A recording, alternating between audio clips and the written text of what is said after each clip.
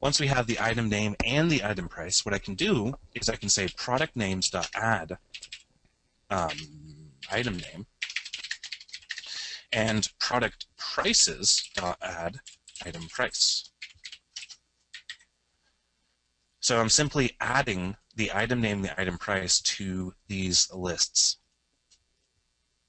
which again, lists can resize dynamically, which means that these lists will grow in size so that they can handle all of the items that we're shoving into them.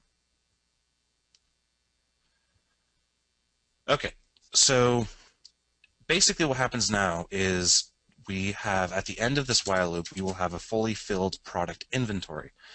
Because remember that even after this else, once this else ends, it's going to enter this loop again.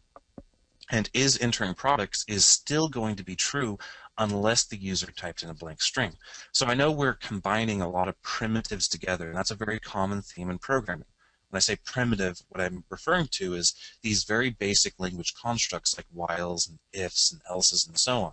And we're combining them together to create a more complicated product. And that's typically what you do in programming is you combine together whiles and ifs and expressions such as has entered item price equals blah together, ad nauseum until your program does what you want it to do.